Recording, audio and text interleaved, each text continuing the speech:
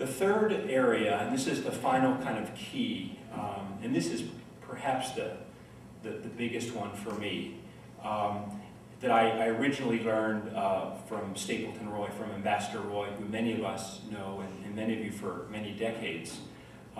Right after I came back from the ICWA Fellowship, I had the privilege of being part of the outgoing briefing for the ambassador-designate Joseph Prier, who went on to be the ambassador, I guess it was 2000, right around there.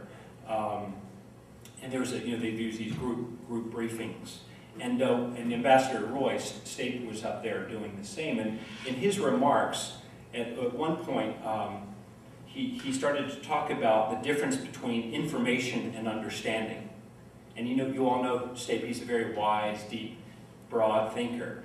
And I had actually not met State before. Of course, I had known of him. But I was, his kind of going into the difference between information and understanding, and he gave some historical examples where, because even in the U.S. government, we were focused on the data, but kind of missed the big picture, and therefore didn't get our policy right. I was so taken with that the next day, I think he was working at the State Department at the time, I called him up, and I was totally blown away that he returned my phone call about 20 minutes later, and we talked about this. And like Doak, like Chung Lee, and like these others, Joshua Cooper Ringos, sometimes these things hit us and then they stick. And so we had a good talk about that, but ever since then, this idea that knowledge does not equal understanding. Yes, knowledge is critical. We want to master the data. We want to, get all the facts right, absolutely. But sometimes we assume that means we understand. So the question is, how do we move along the continuum from knowledge and data and information towards understanding? And I believe I wrote a little bit about this in the preface to the book, which was a result of the fellowship, called The Promise of the Revolution. And I had this line in there. I said, knowledge has to do with information, theory, and facts. Understanding is about nuance, subtlety, the intangible. Knowledge is bones and flesh. Understanding is soul and spirit. So how do we, while working to master data information, at the same time move towards understanding and ultimately wisdom?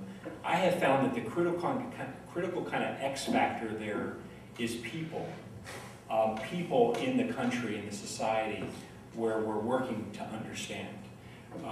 And again, it was the ICWA Fellowship and the structure of follow your nose, no agenda, just get out there and just figure it out for 2 years, and then to have to write something meaningful and kind of face the music once a month.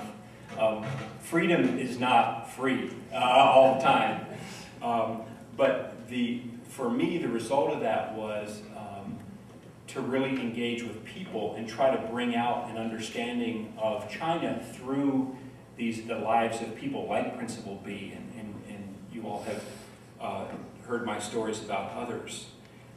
So this idea of people and relationships and understanding kind of what makes them tick. A recent example of how that actually came to be helpful, I believe, some of these things are intangible, it's hard to measure, but because of the opportunity to spend a lot of time in the mountains of Guizhou province and the train rides with these, you remember the train ride with the migrant laborers, and that's one ride I'm never going to do again. It was great, it was good once. Well, it wasn't even good, it was worthwhile to do once. But to understand what makes a migrant laborer tick, and to understand the villages where they come from. You never know how these types of insights later are helpful. But we just observed the first anniversary of the earthquake in Sichuan province, which occurred on the fault line of the earthquake was right at the base of the mountainous area to the west of that big Sichuan basin. And I was working with Secretary Paulson at the time.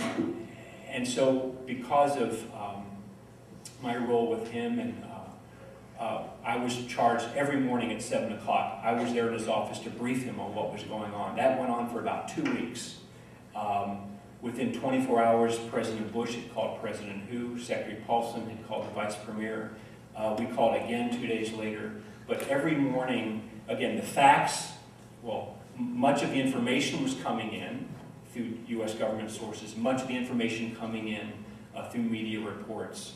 But I believe, because I had lived in Guizhou, I understand kind of the mountain people. It was especially helpful then to staff Secretary Paulson in a way that, as he was making decisions, how do we bring support together to be appropriately helpful, that I saw that kind of paying off, because there was a certain degree of understanding there that could complement all of this other stuff. And we were able to be helpful.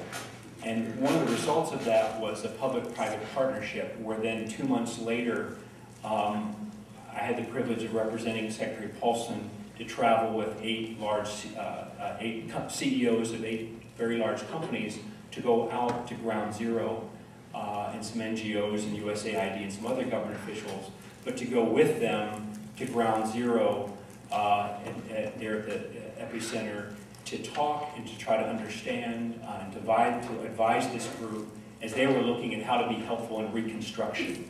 And these companies are now very active in that.